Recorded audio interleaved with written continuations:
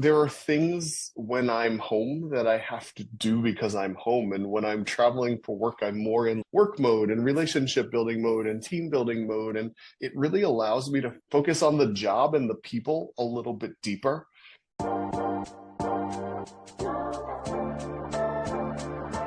Hello, Andy. How are you? I'm great, Jen. How are you? I'm really, really well. So great to see you. You too. It's been a while, and I'm so happy that you asked me to be part of this. Well, thank you for agreeing to come on. I'm excited to be having you here. Let me start off with a fun question. What is something that a lot of people may not know about you?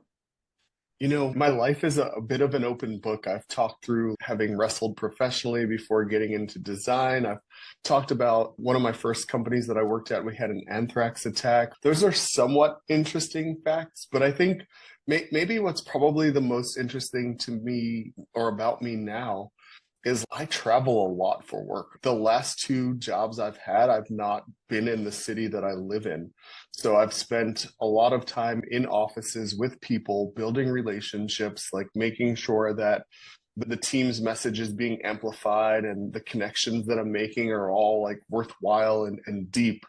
And I think that people, when they hear that, they're like, wow, that seems like it's so hard, right? It's interesting because it allows me to one, separate work and home a little bit, but also there are things when I'm home that I have to do because I'm home. And when I'm traveling for work, I'm more in work mode and relationship building mode and team building mode. And it really allows me to focus on the job and the people a little bit deeper.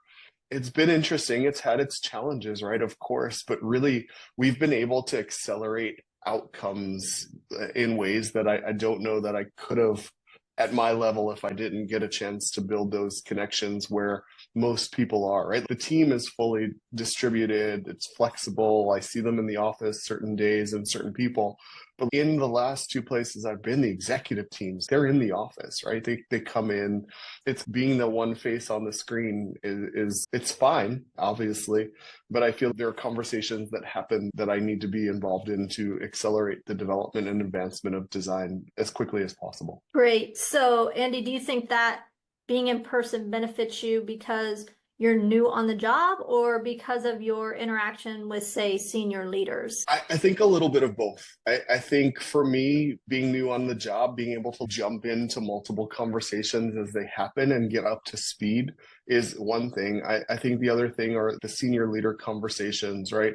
It's not just the meeting that happens, it's the debriefing of the meeting that sometimes happens and other planning and jump to the whiteboard and do a thing. That probably isn't the same everywhere. It just happened to be the last two companies that I was at. My role as a chief design officer here is we know everywhere, right? The organizations, they've got to bend to design in certain ways, but it doesn't happen without design bending to meet them where they are. And in this instance, it's about meeting the companies where they are so that we can continue on this journey forward. And then once we're in that place, then I don't probably have to travel nearly as much. It'll just be for key things. But right now, it's really important for me to have the right face time and being able to walk by someone's office and be like, hey, you have a second? Let me show you this thing that we're thinking or doing. And that's been more beneficial than a ping on Slack or something.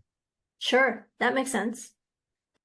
Check out all my interviews with industry leaders on BlatzChatz.